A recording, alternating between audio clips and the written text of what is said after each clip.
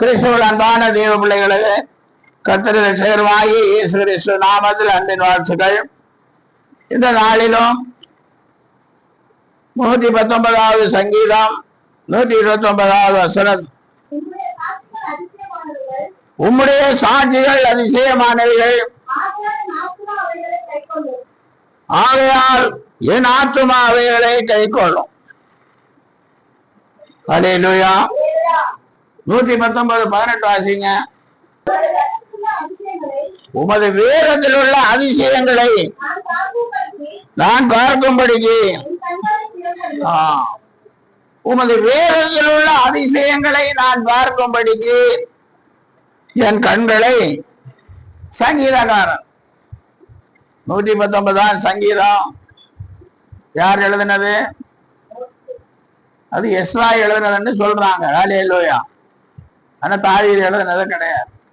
ஆனா நிறைய பேர் என்ன சொல்றாங்க? தாவீதின் சங்கீதம்னு சொல்றாங்க. சரி, யார் எழுதுனதோ தேவனுடைய பிள்ளைகள் எழுதுனது. அல்லேலூயா. அப்போ இந்த சங்கீதக்காரன் என்ன சொல்லுகிறார்? உமது வேதத்தில் உள்ள அதிசயங்களை நான் பார்க்கும்படிக்கு என் கண்களை திறந்தரலும். அல்லேலூயா. கர்த்தருடைய வேதம் அதிசயம். அதனால் என் கண்களை என்ன செய்யும்? வேதத்தில் உள்ள அதிசயங்களை நான் காணும்படி என் கண்களை திறந்தரலும். அல்லேலூயா. நம்முடைய கரத்தில் இருக்கிற வேதம் எப்படிப்பட்டது? அதிசயம். அதிசயம். அந்த வேதத்தை நீங்கள் நேசித்தால் அதிசயங்களை ஆண்டவர் செய்வார். அல்லேலூயா.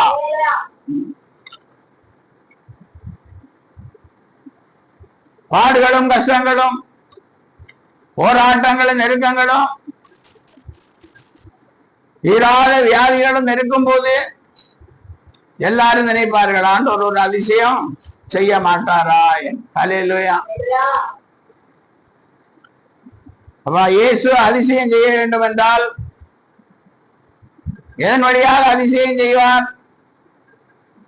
கர்த்தருடைய வேதம் அதிசயம். அல்லேலூயா.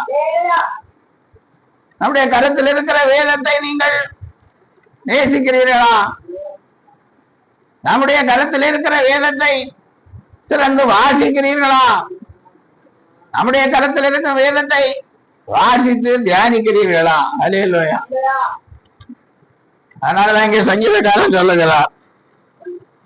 என்ன சொல்லுகிறார்? உம்முடைய வேதத்தில் உள்ள அதிசயங்களை நான் பார்க்கும்படிக்கு கண்களை திறந்தார். சங்கீதக்காரனே சொல்லுகிறார், வேதத்தில் இருக்கிற அதிசயங்களை நான் பார்க்கும்படிக்கு என் கண்களை திறந்தார்.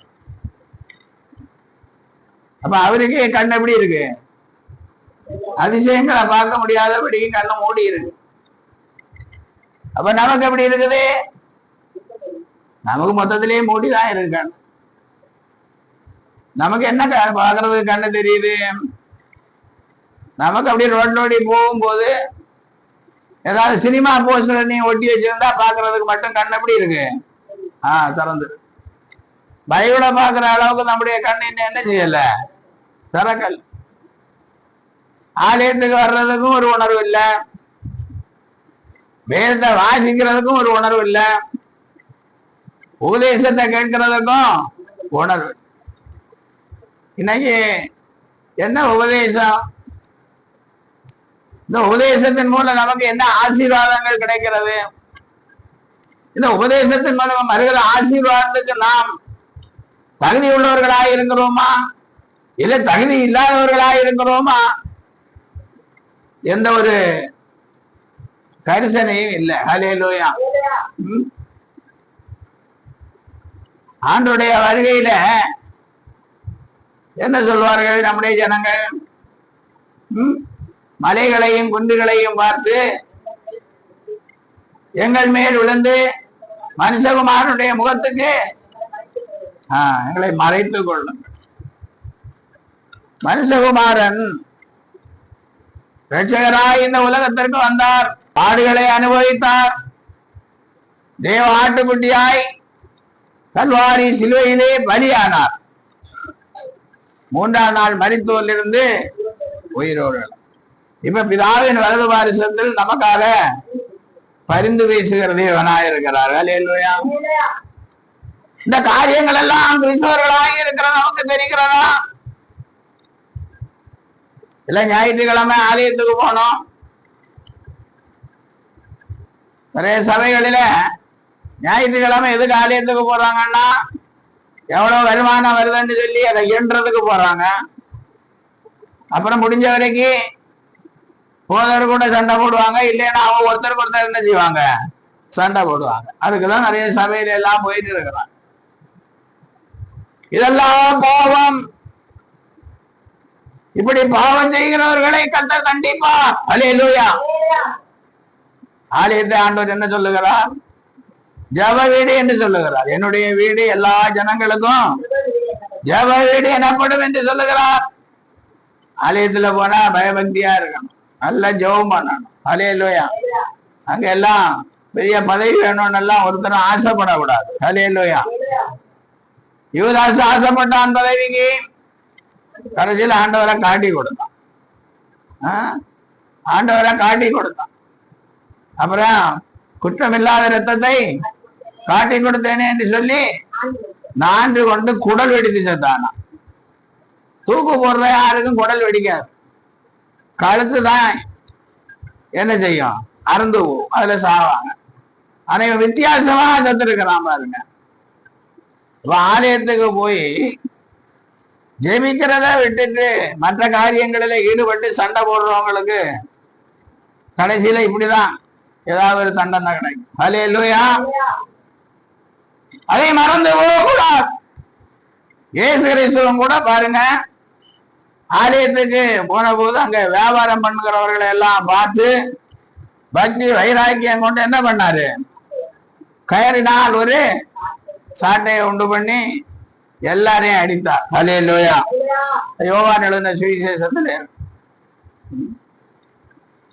என் பிதாவின் வீட்டை வியாபார வீடாக்காதீர்கள் என்று சொல்லி அவர்களை எல்லாம் அடித்து துரத்தினார்கள். அல்லேலூயா. எவ்வளவு பயபக்தியா இருக்க வேண்டிய தேவனுடைய ஆலயங்கள் பக்தியற்ற மனுஷர்களால், தேவ பக்தி இல்ல மனுஷர்களால் ஆலயங்கள் தூஷிக்கப்படுகிறது, தேவனுடைய நாமம் தூஷிக்கப்படுகிறது. அல்லேலூயா. அதான் இங்கே சங்கீதக்காரன் சொல்லுகிறார், உமது வேதத்தில் உள்ள அதிசயங்களை நான் பார்க்கும்படிக்கு என் கண்களை திறந்தார். வேதம் அதிசயம். இன்றைக்கு விஞ்ஞானிகள் ஆராய்ந்து கொண்டிருக்கிறார்கள், தண்ணீரிலே ஆராய்கிறார்கள், புது புது ஜீவராசிகளை கண்டுபிடிக்கிறார்கள், வானத்திலே ஆராய்கிறார்கள், புது புது நட்சத்திர மண்டலங்களை பார்க்கிறார்கள். அல்லேலூயா. அப்போ நம்முடைய வேதம் அதிசயம். அதை திறந்தாலே நாம் அதிசயங்களை பார்க்கலாம். நம்முடைய கண்கள் அதிசயங்களை பார்க்கும். அல்லேலூயா. அதனால கர்த்தரின் வேதம் அதிசயம். 2வதாய் நாம் பார்க்கும்போது பாருங்க, நியாயாதிபதிகளின் புஸ்தகம் 13ஆம் அதிகாரம் 17ஆம் வசனம். அப்பொழுது மனோவா கர்த்தருடைய தூதனை நோக்கி, நீ சொன்ன காரியம் நிறைவேறும் போது நாங்கள் உம்மை கனம் பண்ணும்படி உம்முடைய நாமம் என்ன என்று கேட்டான். அடுத்து அதற்கு கர்த்தருடைய தூதனான, என் நாமம் என்ன என்று நீ கேட்க வேண்டியது என்ன, அது அதிசயம் என்றார். அல்லேலூயா. கர்த்தருடைய வேதம் அதிசயம், கர்த்தருடைய நாமம் அதிசயம். என்னுடைய நாமம் என்னவென்று நீ கேட்க வேண்டியது என்ன, அதிசயம். அல்லேலூயா. இயேசுவின் பிறப்பு அதிசயம், இயேசுவின் பாடு மரணங்கள் அதிசயம், இயேசு மரித்தோரிலிருந்து எழுந்தது அதிசயம். இனி சீக்கிரமாய் வர இருக்கிறார், அதுவும் அதிசயம். 2ஆம் வருகையும் அதிசயம். அல்லேலூயா. என்னுடைய நாமத்தை கேட்பானே அதிசயம். ஹல்லேலூயா. சரி, அடுத்த வசனம் வாசிங்க. மனோவா போய் வெள்ளாட்டு குட்டியையும் போஜன பலியையும் கொண்டு வந்து கண்மலையின் மேல் கர்த்தருக்கு செலுத்தினான். அப்பொழுது மனோவாவும் அவன் மனைவியும் பார்த்து கொண்டிருக்கையில் அதிசயம் விளங்கினது. அக்கினி ஜுவாலை பலிபீடத்திலிருந்து வானத்துக்கு நேராக எழும்புகையில் கர்த்தருடைய தூதனானவர் பலிபீடத்தின் ஜுவாலையிலே ஏறி போனார்.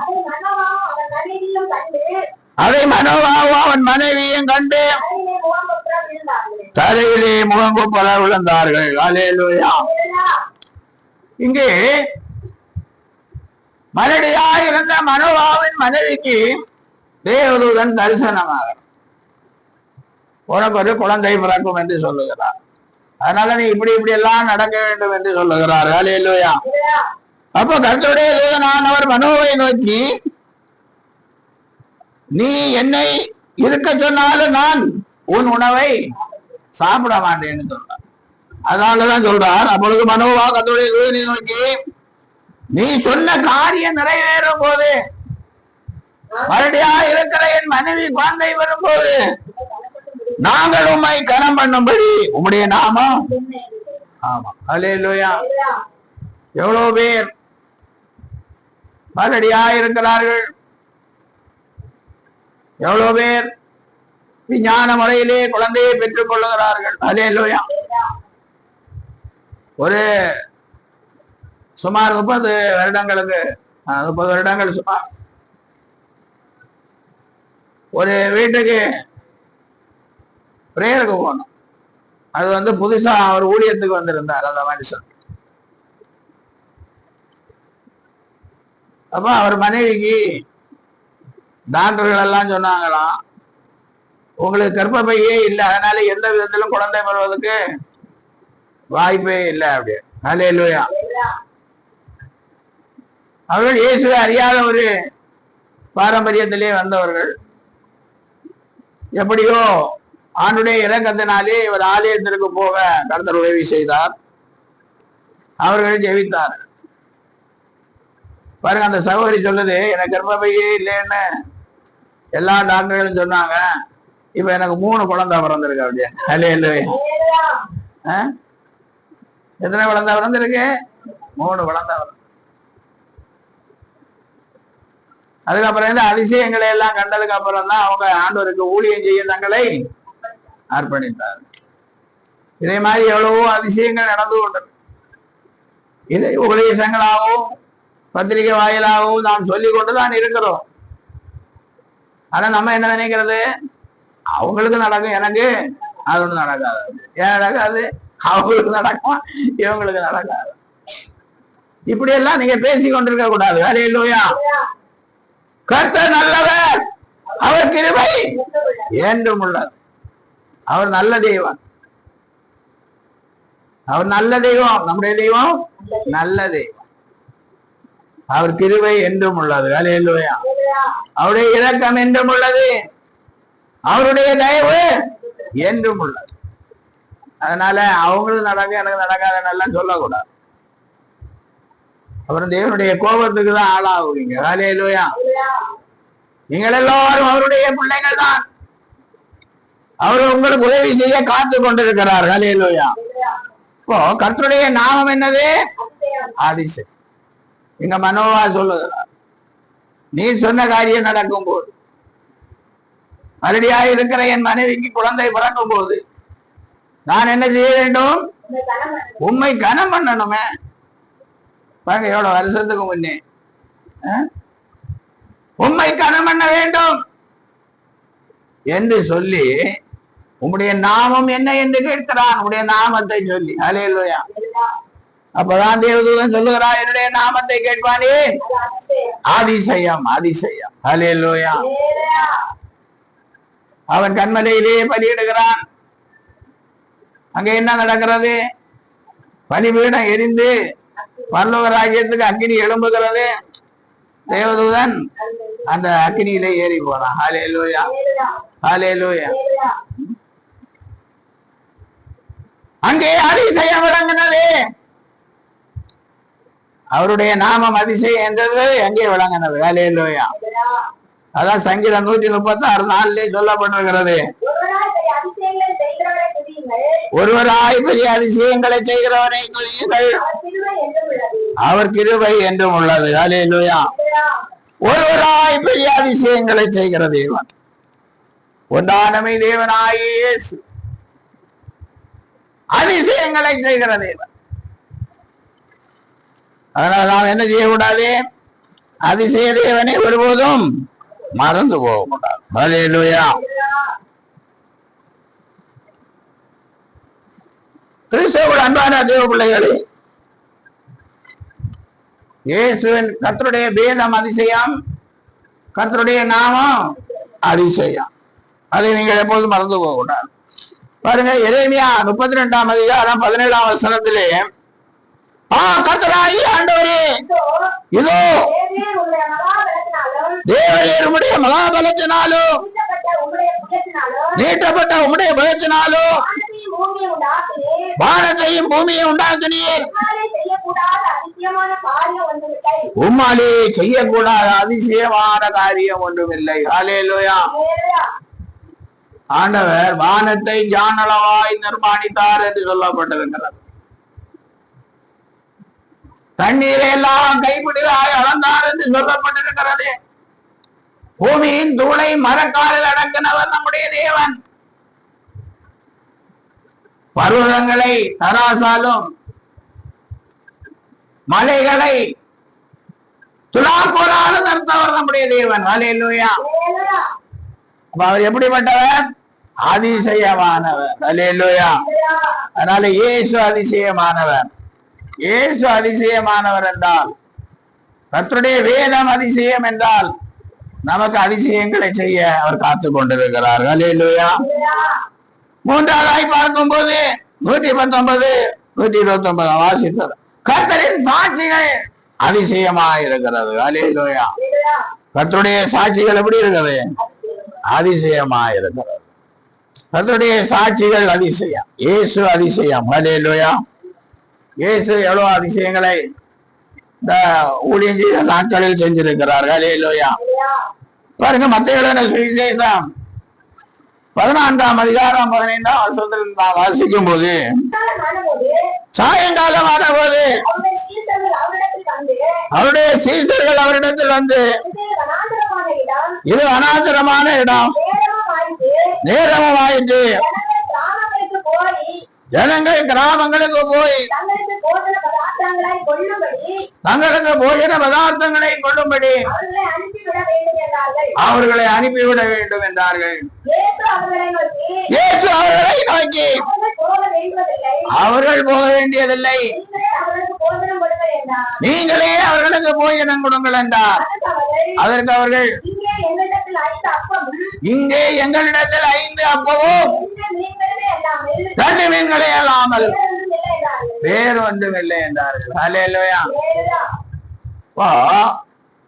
சீசர்கள் சொல்றாங்க, நிறைய சாயங்காலம் ஆகுது, ஜனங்களை சீக்கிரம் என்ன செய்யுங்க, பிரேயர் முடிஞ்சு சீக்கிரமா அனுப்பி விடுங்க.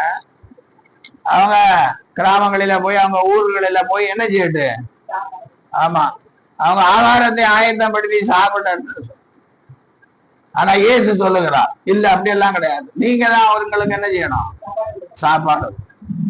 உடனே அவர்கள் என்ன சொல்லுகிறார்கள், எங்களிடத்திலே 5 அப்பமும் 2 மீன்களே அல்லாமல் வேறொன்றும் இல்லை. ஹல்லேலூயா. 5 அப்பமும் 2 மீனும் எத்தனை பேருக்கு கொடுக்க முடியும்? 5 பேருக்கு கூட கொடுக்க முடியாது. ஹல்லேலூயா. அடுத்த வசனம் என்ன சொல்லுகிறது, அவைகளை என்னிடத்தில் கொண்டு வாருங்கள் என்றார். அந்த 5 அப்பங்களையும் அந்த 2 மீன்களையும் எடுத்து வானத்தை அண்டாத்து பார்த்து ஆசீர்வதித்து அவைகளை பிட்டு சீசரிடத்தில் கொடுத்தார். சீசர்கள் ஜனங்களுக்கு கொடுத்தார்கள். எல்லாரும் சாப்பிட்டு திருப்தி அடைந்தார்கள். மீதியான துணிக்கைகளை 2 கூடைகளை எடுத்தார்கள்.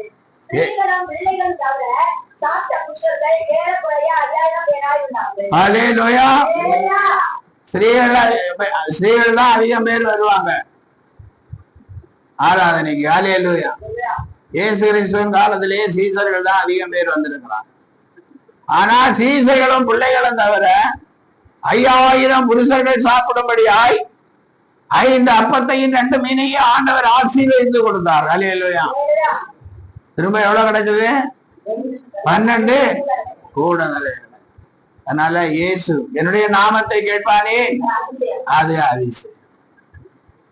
5 அப்பத்தையும் 2 மீனை 5000 பேருக்கு போஷிக்க கொடுத்த அதிசயம் நம்முடைய இயேசு. ஹல்லேலூயா. யோவான் 9ஆம் அதிகாரம் 1ஆம் வசனத்திலே நான் வாசிக்கும் போது யோவான் 9 பிறவி குருடனாகிய ஒரு மனுஷனை கண்டார். அப்பொழுது சீசர்கள் அவரை நோக்கி, ரவி, இவன் குருடனாய் பிறந்தது யார் செய்த பாவம்? இவன் செய்த பாவமோ இவனை பெற்றவர்கள் செய்த பாவமோ என்று கேட்டார்கள். இயேசு பிரதியுத்தரமாக, இவன் செய்த பாவம் அல்ல, இவனை பெற்றவர்கள் செய்த பாவமும் அல்ல, தேவனுடைய கிரியைகள் இவனிடத்தில் வெளிப்படும் பொட்டு இப்படி பிறந்தான். ஹல்லேலூயா. அடுத்த வாசி. பகல்காலம் இருக்க மட்டும் நான் என்னை அனுப்பினவருடைய கிரியைகளை செய்ய வேண்டும். ஒருவரும் கிரியை செய்யக்கூடாத காலம் வருகிறது. நான் உலகத்தில் இருக்கையில் உலகத்திற்கு ஒளியா இருக்கிறேன் என்றார். இவைகளை சொல்லி அவர் தரையிலே துப்பி உமல் நீரினால் சேருண்டாக்கி அந்த சேற்றை குருடனுடைய கண்களின் மேல் பூசி, நீ போய் சீலோவாம் குளத்திலே கழுவு என்றார். சீலோவாம் என்பதற்கு அனுப்பப்பட்டவன் என்று அர்த்தமா. அப்படியே அவன் போய் கழுவி பார்வை அடைந்தவனாய் திரும்பி வந்தான். ஹல்லேலூயா. பாருங்க, இயேசு வேற நிறைய குருடர்களை எல்லாம் அப்படியே தொட்டு உங்களுடைய விசுவாசத்தின்படி ஆகக்கூடாது என்று சொன்ன போது அவர்களுக்கு என்ன ஆகும்? சுகம், பார்வை உண்டாகும். இந்த குருடனை பிறவி குருடன் என்று சொல்லப்பட்டிருக்கிறது. அதற்கு இங்க ஆண்டவரை ஒரு வேலை செய்கிறார். என்ன வேலை செய்கிறான்? ஆதாமை ஆண்டவர் எப்படி படைத்தார்? மண்ணினால் படைத்தார். அதனால ஆண்டவர் தரையிலே துப்பி உமிழ் நீரினால் என்ன உண்டாக்குறார்? ஆமா, சேர் உண்டாக்குறார். மண்ணை அப்படியே சேருனால உருட்டி உமிழ் நீர்னால அப்படி ஆமா அத மண்ணை நல்லா பிசைஞ்சு சப்பாத்தி பிசைஞ்ச மாதிரி பிசைஞ்சு அதை சேர் உண்டாக்கி எடுக்கிறார். ஹல்லேலூயா. ஏன் அதை செய்கிறான்? அவன் பிறவியிலே குருடன். ஹல்லேலூயா.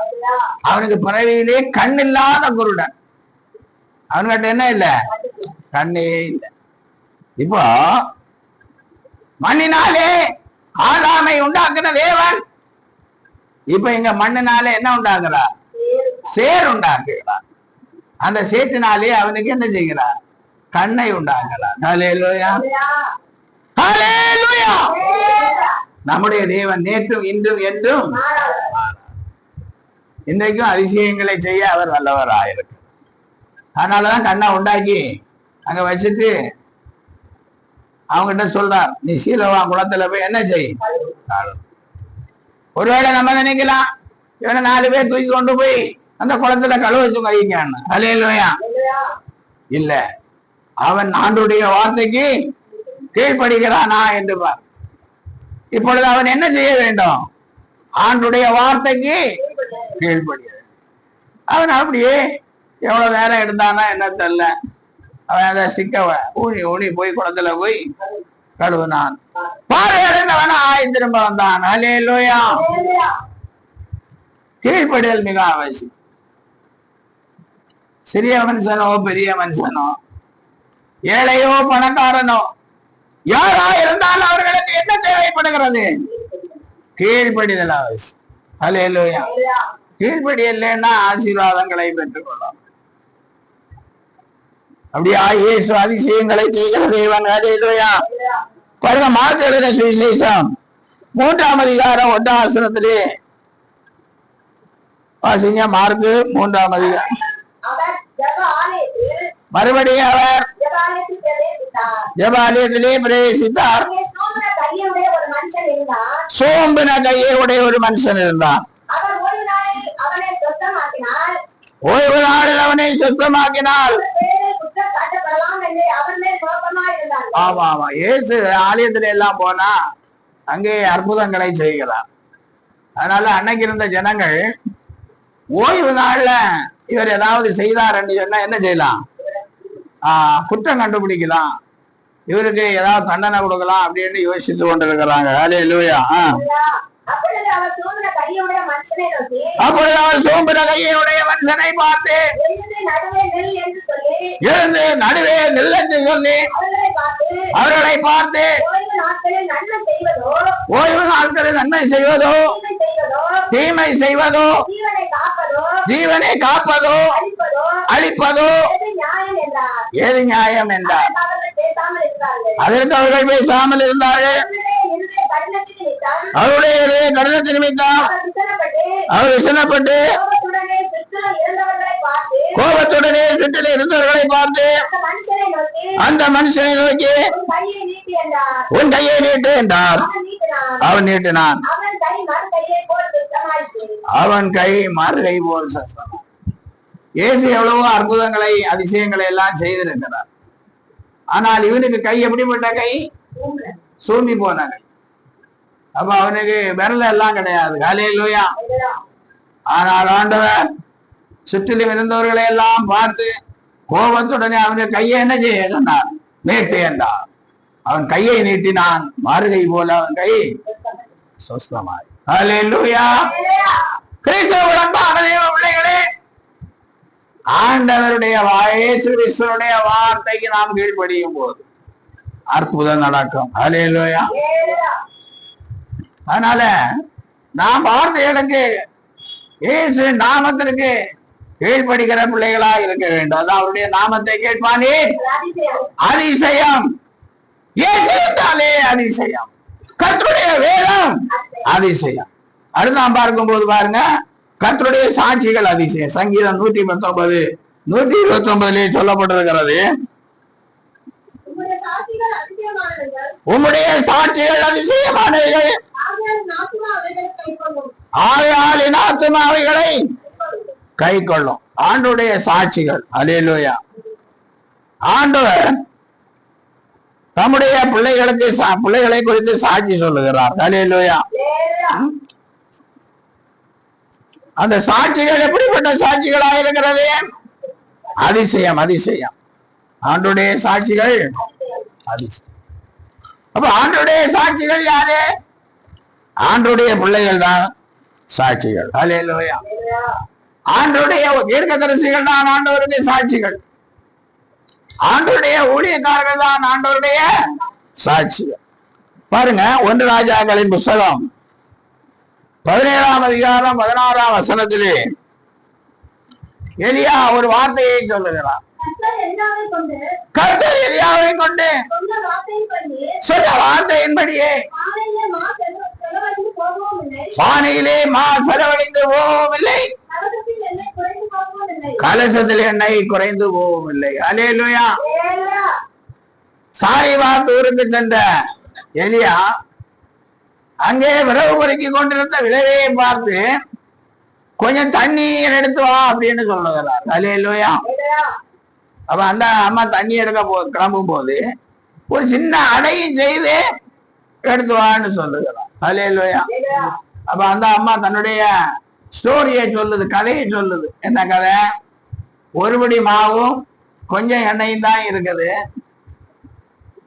இதுல அடை செஞ்சு சாப்பிட்டு நானே என் பையனை என்ன செய்ய போறோம்? செத்து போவோம். அல்லேலூயா.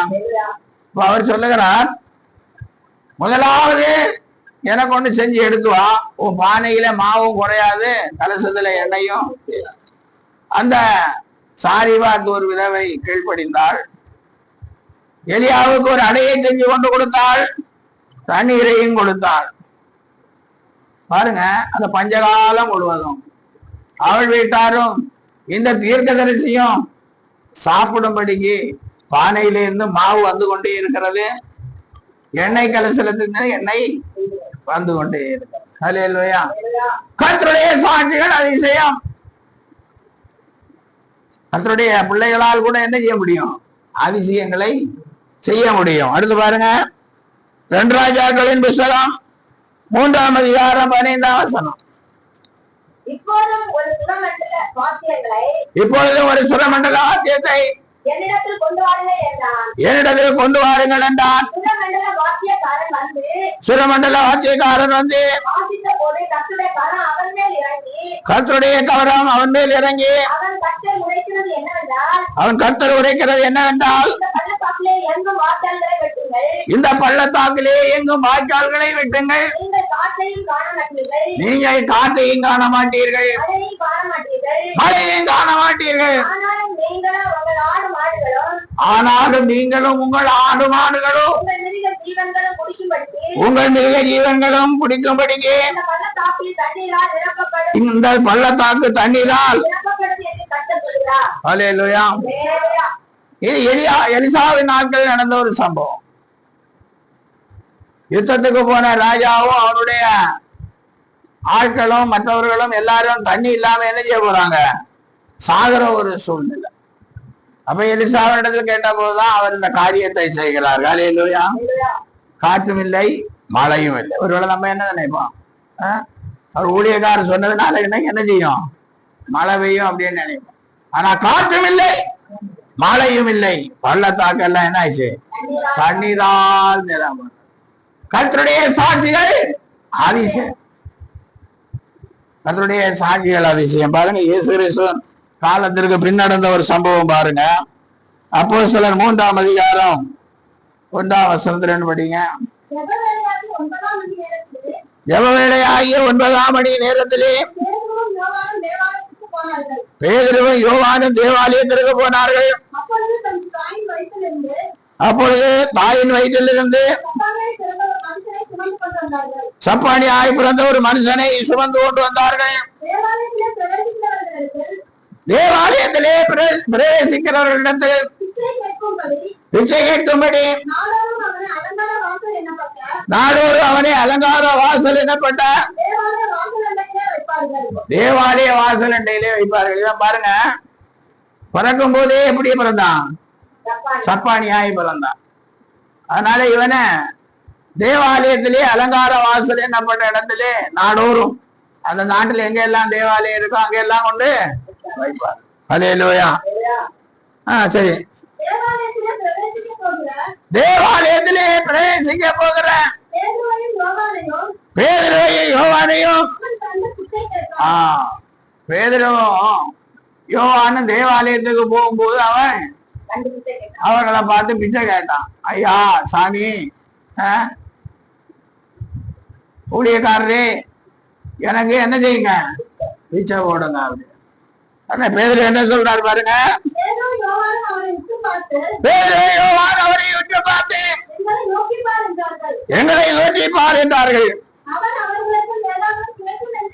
ஆமா, அவன் நிறைய ஏதாவது கொடுப்பாங்க என்று எண்ணி அவர்களை நோக்கி பார்த்தான். அப்பொழுது பேதுரு, வெள்ளியும் பொன்னும் என்னிடத்தில் இல்லை, என்னிடத்தில் உள்ளதை உனக்கு தருகிறேன். நசரேயனாகிய இயேசு கிறிஸ்துவின் நாமத்தினாலே எழுந்து நட என்று சொல்லி வலது கையினால் அவனை தூக்கிவிட்டான். உடனே அவனுடைய கால்களும் கரடுகளும் பலன் கொண்டது. அவன் குதித்து எழுந்து நின்று நடந்தான். நடந்து குதித்து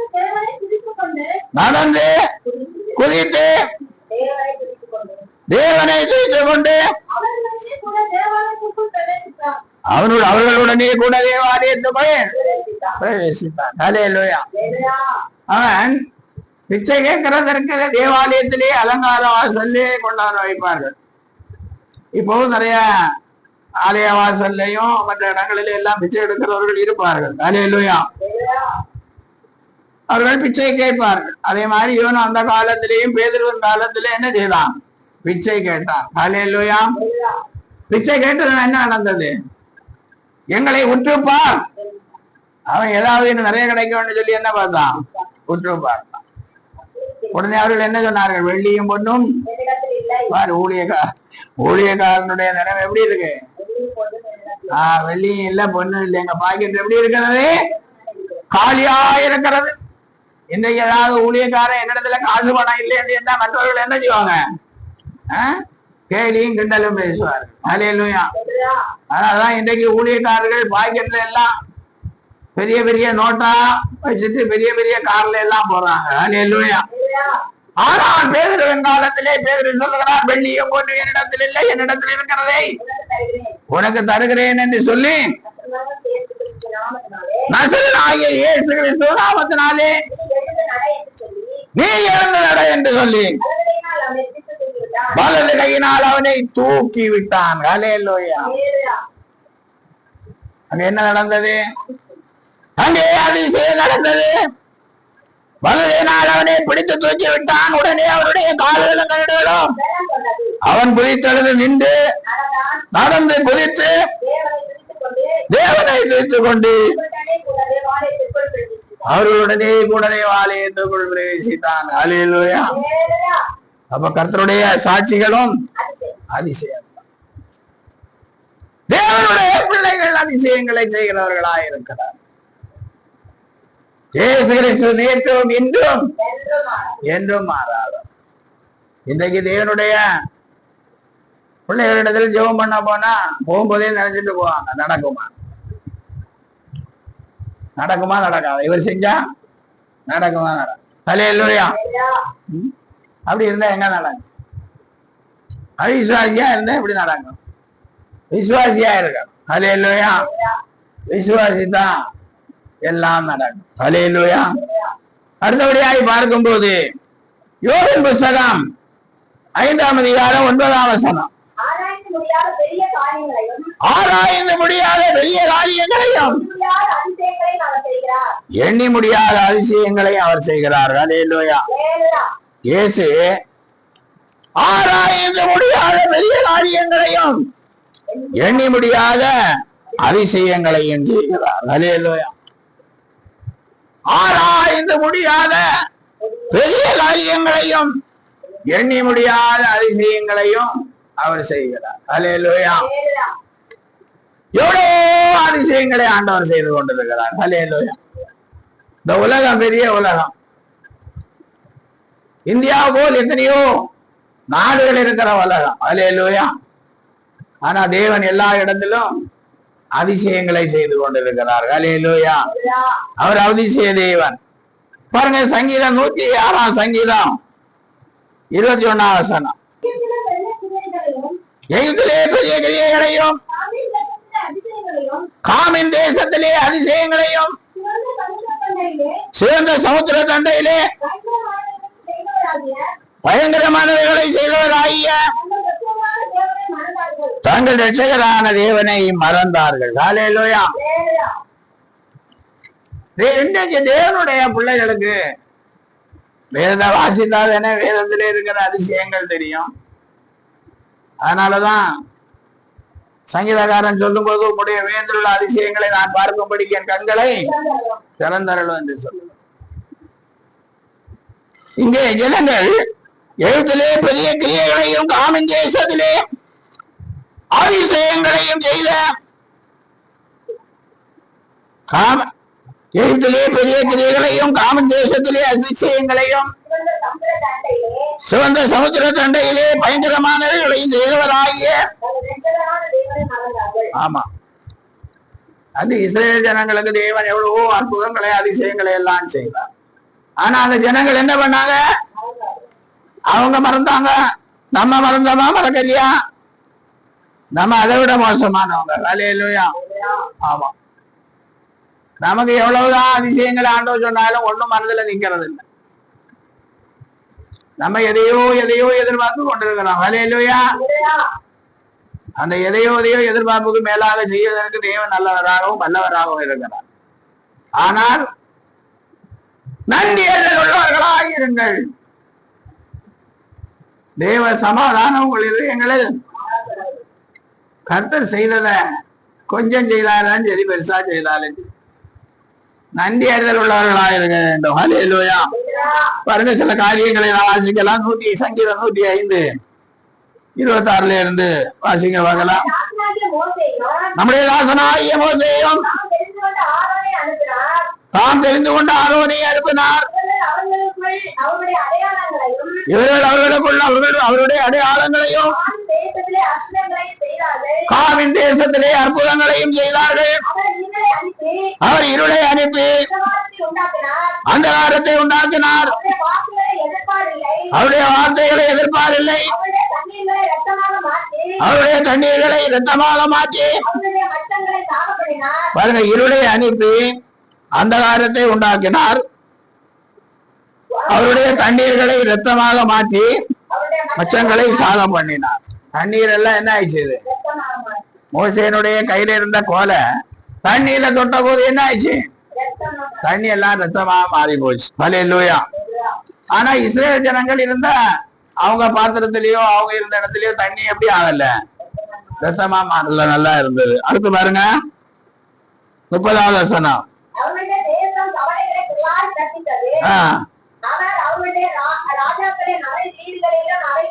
ஆமா, தவளைகள் எல்லாம் உண்டாகக்கூடாது அப்படின்னு. உடனே ராஜாவுக்கு அரண்மனை முழுவதும் என்ன ஆயிடுச்சு? மூடி சமையல் பண்ணி வச்சிருக்கிற சாப்பாட்டு பானையை திறந்து அதுக்குள்ள என்ன இருந்தது? எப்படி இருக்கும்? நம்ம கை, காலு, தலை, மூக்கு, காதுல எல்லாம் தடவி பார்த்தா அங்கேயும் என்ன இருக்கும்? தவளை. இப்படி எகிப்து இஸ்ரேல் ஜனங்களை கொடுமைப்படுத்தின எகிப்தியர்களை ஆண்டவர் இப்படியாய் வாதிக்கிறார். ஹல்லேலூயா. அதிசயங்களை செய்து வாதிக்கிறார். அடுத்து வாசிங்க. அவர் கட்டளையிட அவர்களுடைய எல்லைகளையும் பண்டுகளும் பேன்களும் வந்தது. ஹல்லேலூயா. இப்ப பண்டும் பேனும். ஹல்லேலூயா. பேன் தெரியுமா உங்களுக்கு? பேன் ஈரு. இப்ப எல்லாம் நிறைய மருந்தெல்லாம் அதுக்கு விற்கிறாங்க. ஹல்லேலூயா. ஒருத்தருடைய தலையில பார்த்தா பேனா இருக்கும். அதுவே அவங்களுக்கு எப்படி இருக்கும்? ரொம்ப கஷ்டமா இருக்கும். ஹல்லேலூயா. ஆனா வண்டுகளையும் பேன்களையும் அனுப்பினார். அவர்கள் வீடுகள் எங்கும் பார்த்தா வண்டும் பேனுமா. ஹல்லேலூயா. அப்படி அவர்களை வாதித்தார். அடுத்து அவருடைய மழையை கல்மழை ஆக்கி அவர்கள் தேசத்திலே ஜுவாலிக்கிற அக்கினியை வரப்பண்ணினார். அவருடைய திராட்சை செடிகளை அத்தி மரங்களை அழித்து கல்மழை என்ன பண்ணுச்சு? அத்தி மரத்தையும் திராட்சை செடியும் எல்லா மரங்களையும் கல்மழை என்ன பண்ணுச்சு? ஆமா. அடுத்த வசனம். அவர் கட்டளையிட எண்ணி முடியாத வெட்டுகளும் பச்சை புழுக்களும் வந்து அவர் தேசத்தில் உள்ள சகல பூண்டுகளையும் அழித்து அவருடைய நிலத்தின் கனியை தின்று போட்டது. ஹல்லேலூயா. அப்போ வெட்டுக்கிளிகளும் பச்சை புழுக்களும் எல்லாம் வந்தது. ஹல்லேலூயா. கல்மழையினால மிச்சமா இருந்த இலை வகைகளையும் தானிய வகைகளை எல்லாம் இந்த வெட்டுக்கிளிகளும் பச்சை புழுக்கள் என்ன செஞ்சது? அரித்து போட்டது. அவருடைய தேசத்திலே தலைத்தங்கள் அனைத்தையும் அவருடைய பலனில் முதற்பலனான யாவரையும் சங்கரித்தார். அவருடைய முதல் பிறந்த பிள்ளையோ, ஆடோ, மாடோ, கோழியோ, எருமையோ, எதானாலும், குதிரையானாலும் கதையானாலும் சரி, முதல் பிறந்ததெல்லாம் என்ன செய்யும்? சாகும்படி செய்தார். ராஜா அரண்மனையில பார்வனுக்கு பிள்ளையும் சென்றது, எல்லாம் சென்றது. ஹல்லேலூயா. இது நடந்ததும் பார்வன் என்ன சொல்லுகிறான்? எல்லாரும் போங்க போங்க அப்படின்னு. ஹல்லேலூயா.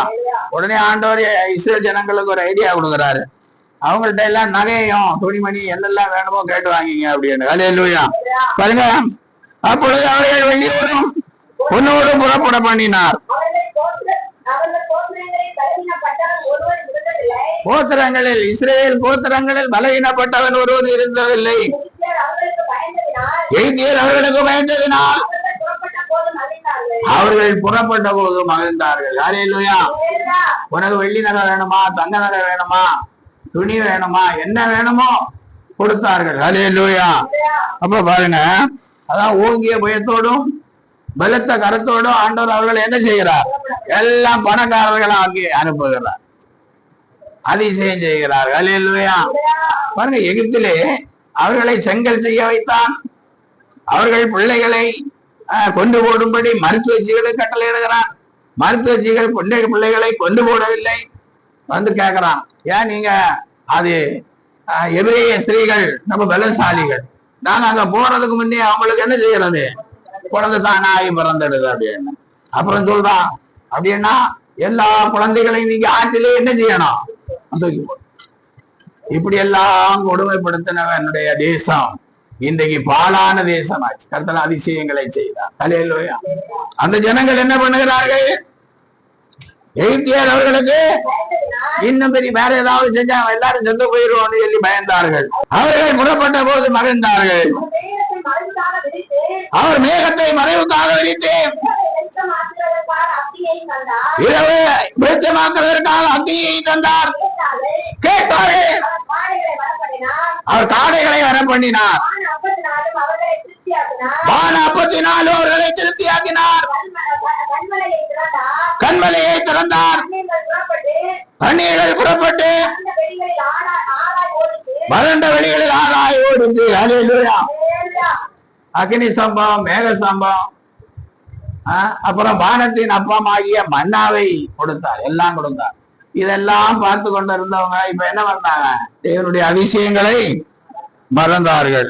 எழுதிலே பெரிய கிரியைகளையும் காமின் தேசத்திலே அதிசயங்களையும் சமுத்திர தண்டத்திலே பயங்கரமானவர்களையும் செய்தவராகிய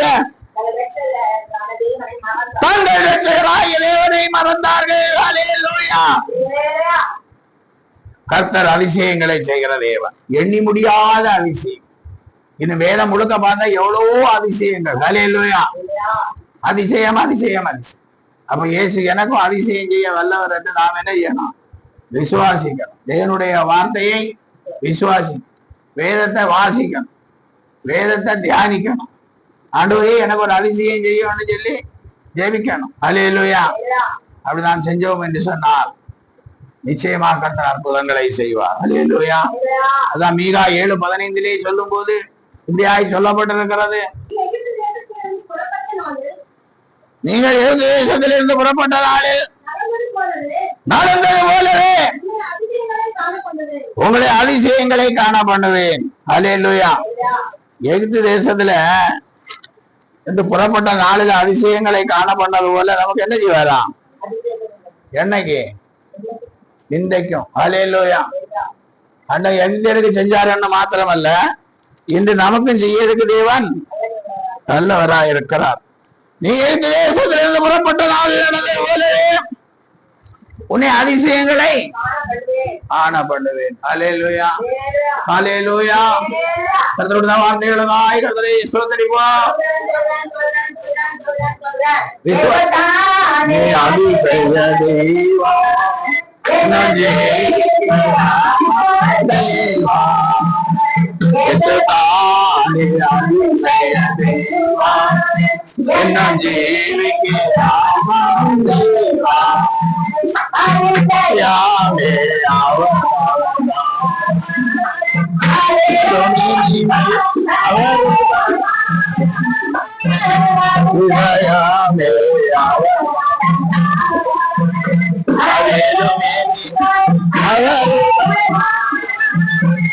அவரை தெய்வமாய் அவரில் நிலைத்து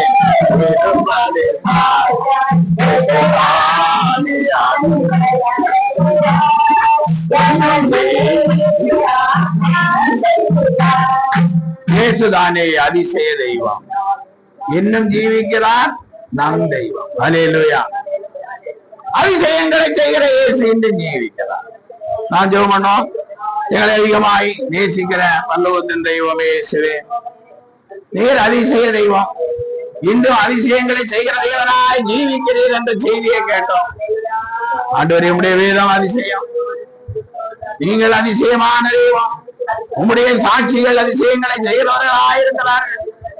கர்த்தாவே, வார்த்தைகளை கேட்கிற உம்முடைய பிள்ளைகளுக்கு அதிசயங்களை செய்கிறார்கள். சொந்த போவதற்கு பலனோ சத்துவம் இல்லாதவர்கள் சத்துவத்தையும் பெருக பண்ணுகிற தேவன்.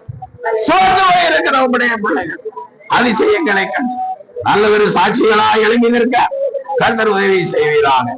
பிள்ளைகளுடைய கையின் பிரயாசங்களை ஆசீர்வதியும், அப்பத்தை தண்ணீரை ஆசீர்வதியும், சுகபல ஆரோக்கியத்தை பிள்ளைகளுக்கு கொடுத்து நல்ல சாட்சிகளாய் பிள்ளைகளை எடுத்து அர்த்தப்படியாய் சரி தேவ கிருபையிலே பலப்படவும் கட்சியின் பூரணத்தை சுதந்திரித்துக் கொள்ளவும் கர்த்தர் உதவி செய்வீராக.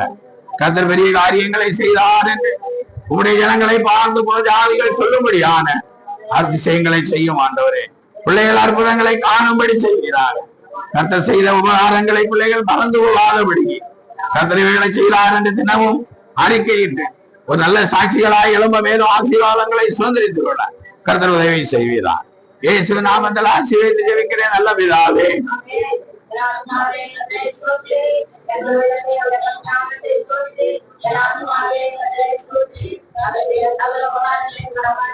அவருடைய அக்கிரமங்களை எல்லாம் மன்னித்து உன் நோய்களை எல்லாம் குணமாக்கி உன் பிராணனை அழிவுக்கு விலக்கி நீட்டேன்.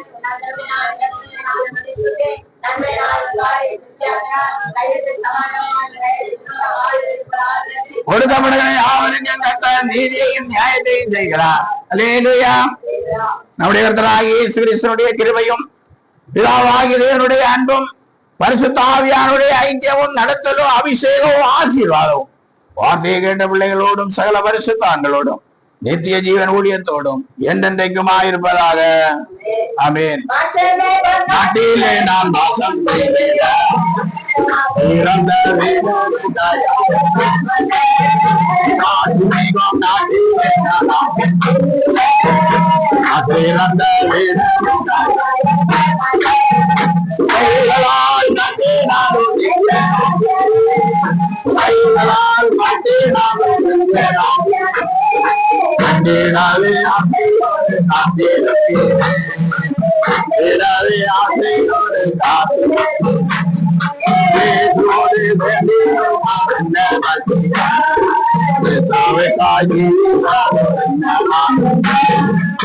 Hallelujah. Hallelujah. Hallelujah. கர்த்தர் உங்களை யாவரையும் ஆசீர்வதித்து God bless you. Praise the Lord. Praise the Lord. Sotram, Sotram, Sotram.